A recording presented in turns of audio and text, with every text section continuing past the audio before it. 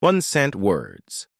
The scent of old books and freshly brewed chai filled Prisha Nair's small bookstore tucked away in a quiet corner of Chennai.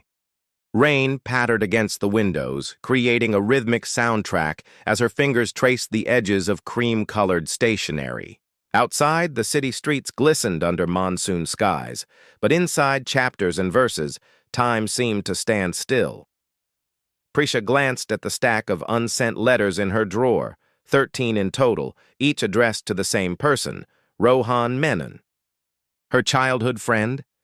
Her constant companion through college, the man who had no idea she had loved him for the past decade. "You're doing it again," Dia said, leaning against the counter. Her assistant had an uncanny ability to read her mind. "Doing what?"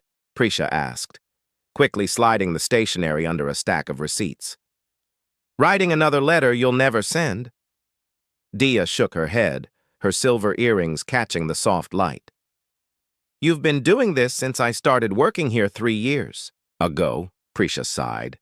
"These letters are just a way to organize my thoughts." "They're a way to avoid actually telling him how you feel," Dia countered, her voice gentle but firm. "Rohan's been your friend for 15 years.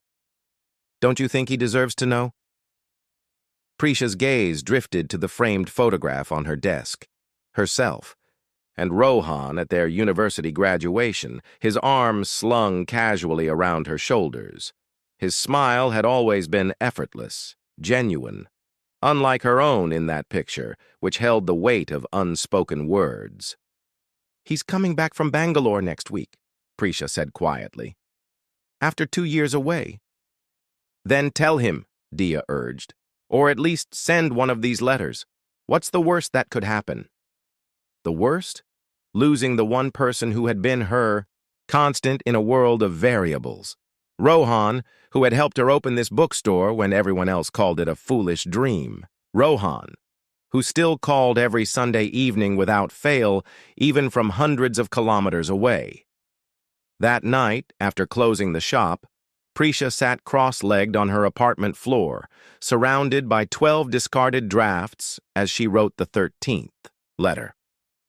Rain continued to drum against her windows as her pen moved across paper, finally releasing words she'd held captive for years.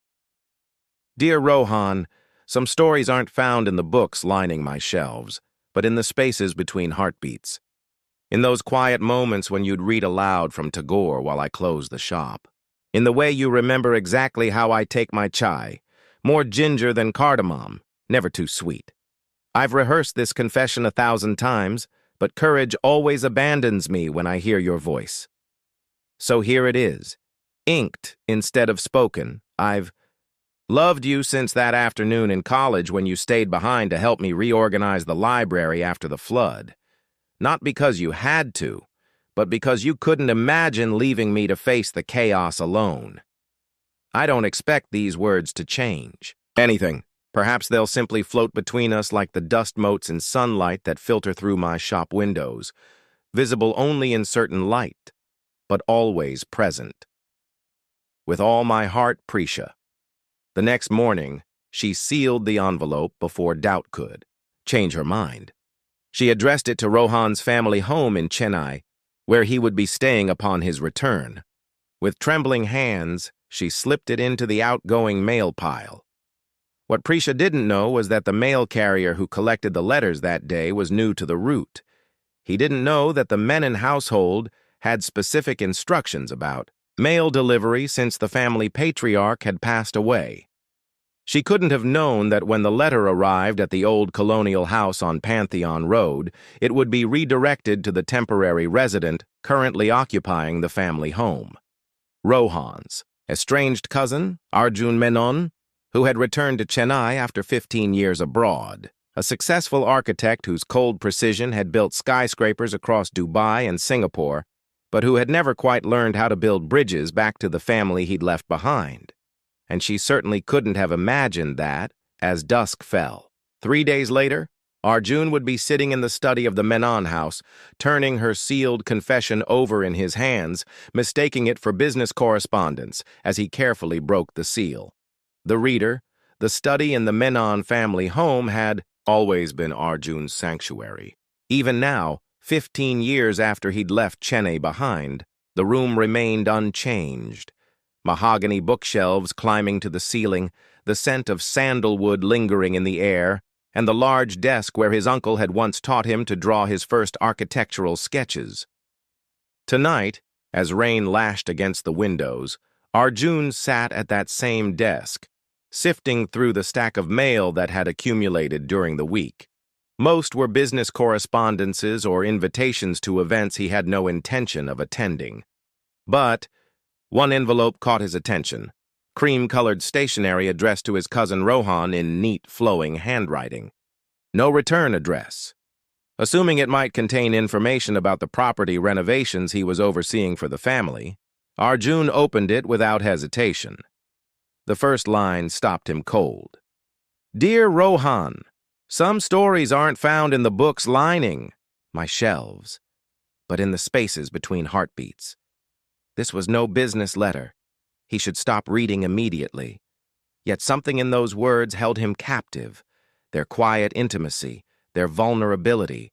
So unlike the clinical precision of the contracts and specifications that filled his professional life, I've loved you since that afternoon in college, when you stayed behind to help me reorganize the library after the flood. Not because you had to, but because you couldn't imagine leaving me to face the chaos alone. Arjun leaned back in the leather chair, a strange tightness forming in his chest. When was the last time anyone had written to him with such raw honesty? In his world of glass and steel skyscrapers, of board meetings and international clients, communication was strategic, measured, guarded. This letter in his hands felt like a relic from another time, earnest, unfiltered, brave in its vulnerability. He read it twice more, each time feeling like an intruder, yet unable to tear himself away from the writer's words. Prisha, her name, appeared at the bottom, a name he didn't recognize from family conversations. The letter revealed glimpses of her, a bookstore owner, someone who appreciated poetry, who noticed details like the balance of spices in chai. Over the next 3 days, Arjun found himself distracted during conference calls, his mind wandering to the letter locked in his desk drawer. He caught himself wondering about this woman who loved so deeply yet silently. What did her bookstore look like? What made her laugh? What kind of person devoted themselves so completely to someone else without any guarantee of reciprocation? The 4th day, curiosity overcame his usual reserve.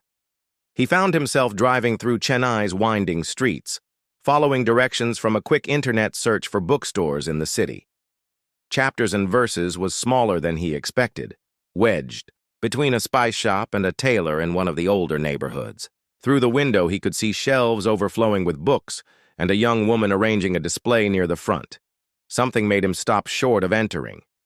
Instead, he found himself in a cafe across the street, watching as customers came and went. Late in the afternoon, another woman emerged from the back of the shop, petite with wavy hair falling past her shoulders, wearing a simple salwar kameez in deep blue. She smiled as she helped an elderly customer reach a book on a high shelf, then laughed at something they said, the sound carrying faintly across the street even through the cafe window. Was this Prisha? The author of words that had somehow pierced through the carefully constructed walls around his emotions. The rain started again, sudden and heavy as it often did during monsoon season. Arjun watched as she hurried to bring in the books displayed outside, her movements quick and practiced. Without thinking, he found himself crossing the street, the rain soaking through his expensive shirt as he approached the store. "Can I help?" he asked, reaching for a stack of books that was about to topple from her arms. She looked up, startled, raindrops clinging to her eyelashes. "Oh, thank you," she said, relinquishing the stack to him. Their fingers brushed momentarily, and Arjun felt an unexpected jolt, not of attraction, though she was certainly beautiful in an understated way, but of recognition. As if some part of him knew her already. through her carefully chosen words on cream-colored paper. "I'm Arjun," he said, following her into the store, unsure why he was offering his name, but certain he couldn't walk away. "Prisha," she replied, with a smile that transformed her entire face. "Welcome to Chapters and Verses." She had no idea who he was. No idea that her most intimate thoughts had been read by a stranger. No idea that her letter had reached the wrong Menon. And as he stood there dripping rainwater onto her wooden floors, Arjun realized he had no idea what to do next. He only knew that for the first time in 15 years, he felt something crack, open inside him, something that had calcified around his heart the day he'd left this city behind. Crossed paths for a week, Arjun found excuses to visit Chapters and Verses. Each time, he told himself it would be the last, that he would confess about the letter, apologize for his intrusion, and return to the ordered, predictable life he had built. Yet each time he left, he found himself planning his next visit. "You don't strike me as someone who reads much romantic poetry," Prisha said on his third visit, eyeing the collection of Pablo Neruda's works he was purchasing. She had become less formal with him, her initial politeness giving way to a teasing familiarity that both unsettled and pleased him. "Perhaps I'm not who you think I am," he replied, the irony of his words not lost on him. Prisha leaned against the counter, studying him with curious eyes. "An architect from Singapore who mysteriously appears in my bookstore during monsoon season, buying books he probably won't read? No, I don't think I know who you are at all." Her perception unnerved him. In boardrooms across Asia, Arjun Menon was known for being unreadable, his expression a carefully composed mask. Yet this woman saw through him with disconcerting ease. "What makes you think I won't read them?" he asked, genuinely curious. "Your eyes scan the text without absorbing it." "You're looking for something else," she said simply, then added with a smile. "But I don't mind. Your purchases are helping me stay in business during the slowest season of the year." That evening, sitting in his hotel suite, he had moved out of the family home, unable to bear the weight of his deception there. Arjun opened the Neruda collection and actually read it. The words resonated in unexpected ways, echoing sentiments from Prisha's letter. He wondered if she had recommended this poet deliberately, if these were words she wished someone would say to her.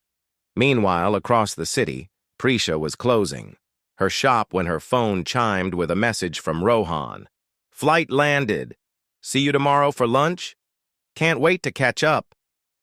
Her heart raced as she typed back her confirmation. 2 years of distance hadn't dimmed her feelings. But now, the existence of the letter complicated everything. Had he received it? Was his casual tone an indication he hadn't? Or worse, had he read it and chosen to pretend nothing had changed? The next day, as Prisha sat across from Rohan at their favorite restaurant, she searched his face for any sign that he had read her confession. But he chatted animatedly about his new job, his travels, the friends they shared, never once indicating that anything had shifted between them. "I've been staying at a hotel," he explained when she asked why he wasn't at the family home. "My cousin Arjun is in town overseeing some renovations to the property. We're not exactly close, so it seemed easier this way." Prisha froze, her fork suspended midway to her mouth. "Arjun? Your cousin?" "Yeah, the architect. Brilliant but cold as ice. He left Chennai after a huge falling out with my father years ago. This is the first time he's been back since Uncle passed away." Rohan shrugged. "Why? Do you know him?" Images flashed through her mind. The tall, reserved man who had been visiting her bookstore, whose dark eyes seemed to be searching for something in the shelves of her shop. The man who had helped her rescue books from the rain. The man whose carefully controlled demeanor occasionally cracked to reveal something wounded underneath. "I might have met him," she said carefully. "Does he have a scar near his right eyebrow?" "That's him." Small world. Where did you run into Arjun? My bookstore, she said faintly. He's been coming in almost every day this week. Rohan laughed. The sound carefree and unburdened, so different from the weight Prisha felt pressing on her chest. That's strange. I don't remember him being much of a reader. Must be really bored in Chennai. As the meal continued, Prisha's mind raced.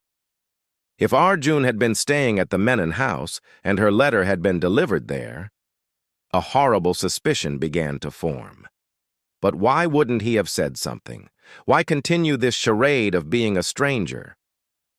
Later that afternoon, when Arjun walked into chapters and verses, Prisha was waiting. The usual warmth in her eyes had been replaced by a guarded wariness that stopped him in his tracks. "You're Rohan's cousin," she said without preamble. "You've been staying at the Menon house." Arjun's carefully composed expression faltered. "Yes." "Did you receive a letter addressed to Rohan?" Her voice was steady, but her hands trembled slightly as she arranged books on the counter. The silence stretched between them, filled with the soft patter of rain on the roof and the distant rumble of thunder. Finally, Arjun spoke, his voice quiet but clear. "Yes." "And you read it?" "Yes." Prisha closed her eyes briefly, mortification washing over her in waves. "Why didn't you tell me? Why come here day after day pretending to be interested in books? She cut herself off. "In you?" Arjun finished for her. "I wasn't pretending that part."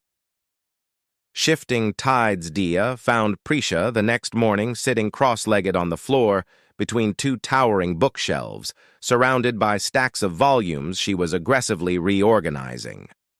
One look at her friend's face, the shadows under her eyes, the tightness around her mouth told Dia everything she needed to know. "So," Dia said, sliding down to sit opposite Prisha, "are we going to talk about it? Or are you going to passive-aggressively alphabetize the entire classics section first?" Prisha's hands stilled on a worn copy of Anna Karenina. "He read my letter, Dia, not Rohan, his cousin, this architect who's been coming to the shop. The intimidatingly handsome one who looks at you like you're a particularly complex building. He's trying to figure out how to construct?" Despite everything, Prisha felt heat rise to her cheeks. "He doesn't look at me like that." "He absolutely does," Dia countered. "So what happened when you confronted him?" What had happened was both simple and impossibly complicated. After Arjun's admission, they had stood in charged silence until a customer entered the shop, breaking the moment. Arjun had left without another word, leaving Prisha to wonder if she would ever see him again. "Nothing happened," she told Dia. "He admitted reading it, and then he left." "And Rohan?" "Has no idea the letter exists. He's been in Chennai for 3 days now, and he hasn't mentioned it once." Prisha leaned her head back against the bookshelf. "I don't know what's worse. Rohan never knowing how I feel, or his cousin knowing every detail of my most private thoughts." Dia reached for her friend's hand. "Maybe it's the universe's way of telling you something." "What, that I have terrible luck with postal services?" "That maybe you've been holding on to these feelings for Rohan because they're safe. He's familiar, comfortable." Dia squeezed her hand. "When was the last time Rohan surprised you?" The question lingered in Prisha's mind throughout the day, through inventory counts and customer interactions, through the evening ritual of closing the shop. When had Rohan last done or said something unexpected? Their friendship was a comfort precisely because it was predictable, unchanging, a constant in both their lives. As if summoned by her thoughts, Rohan appeared at the shop just as she was, locking up, a broad smile on his face and a woman by his side. "Prisha, I wanted you to be the first to know," he said, his arm around the woman's waist. "This is Tanvi, my fiancé." The world seemed to tilt beneath Prisha's feet. "Fiancé?" she repeated, struggling to keep her voice steady. "We met in Bangalore last year," Tanvi explained, her smile genuine and warm. "Rohan has told me so much about you in this wonderful bookstore. I feel like I know you already." Somehow, Prisha found herself back inside the shop, making tea for her visitors, listening as they described their whirlwind romance and plans for a winter wedding. She smiled and nodded at all the right moments, even as something inside her crumbled quietly away. "You'll be my best woman, of course," Rohan said, as if it were the most natural thing in the world. "No one else I'd rather have standing with me." Later, after they had gone, Prisha sat alone in the darkened bookstore. The letter that had caused such turmoil now seemed like a message from another life, one where she had loved a version of Rohan that perhaps had never fully existed, outside her imagination. She was still sitting there when a soft knock came at the door. Through the glass, she could see Arjun standing in the gentle drizzle, no umbrella, his usually immaculate appearance slightly disheveled. Against her better judgment, she opened the door. "I saw them leaving," he said simply. "Rohan and his fiancée." "You knew?" Prisha realized. "That's why you never gave him the letter. You knew he was engaged." Arjun nodded, water dripping from his hair onto his shoulders. "I found out the day after I read your letter.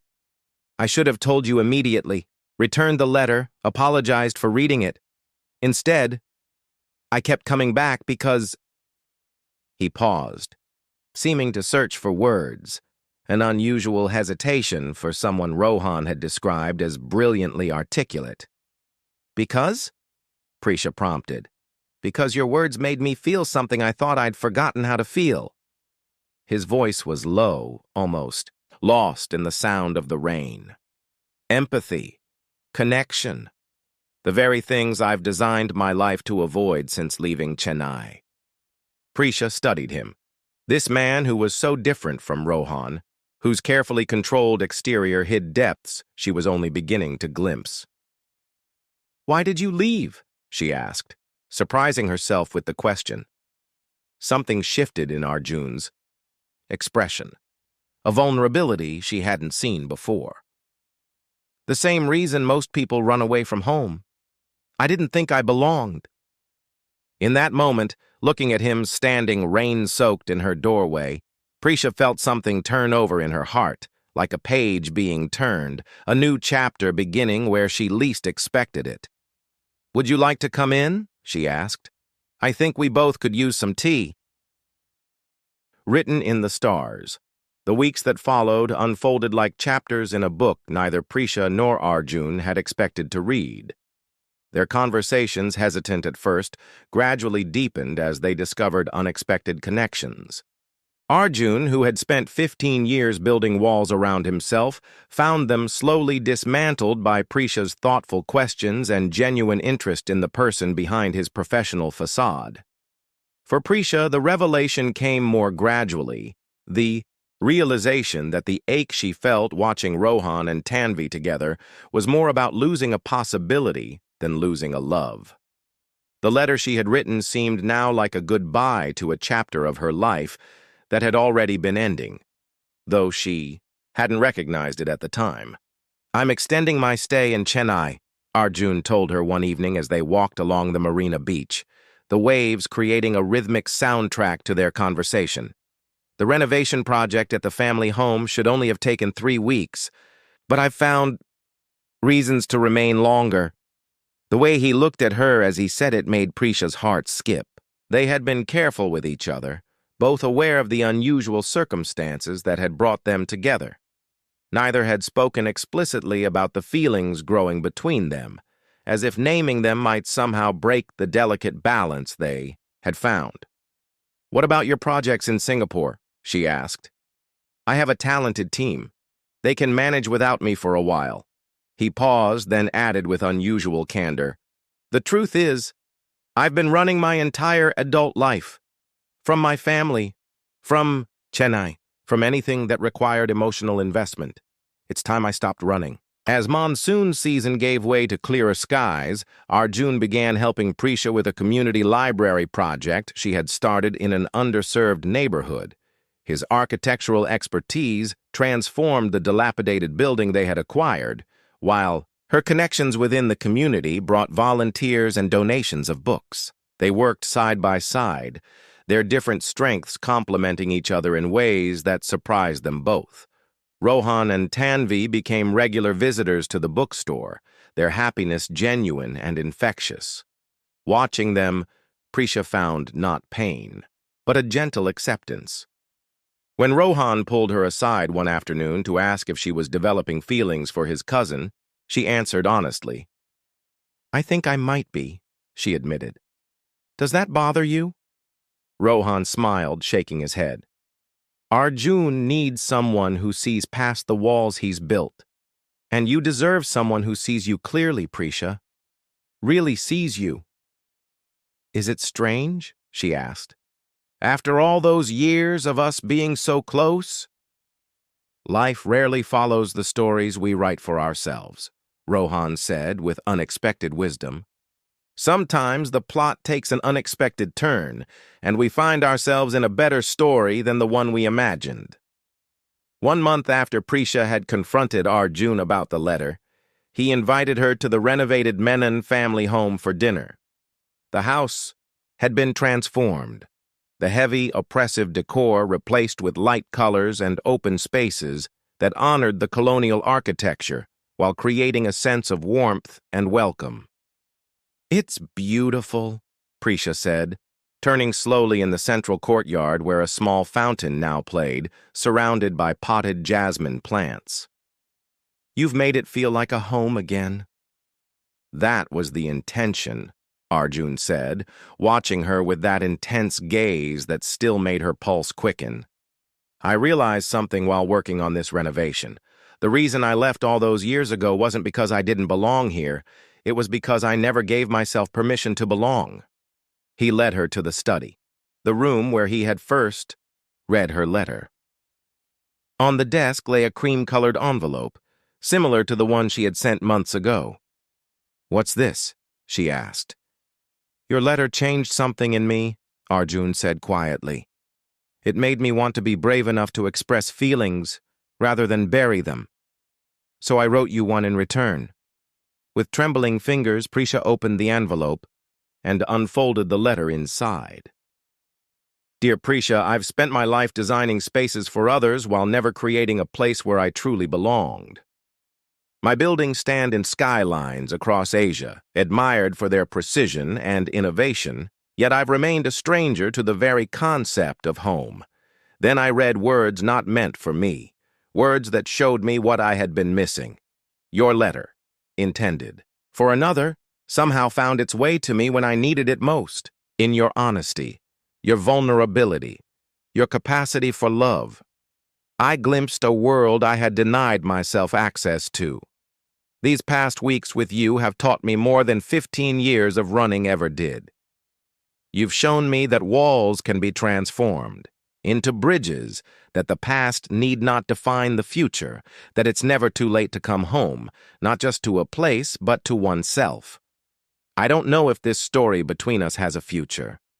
I only know that for the first time, I'm not afraid to turn the page and find out.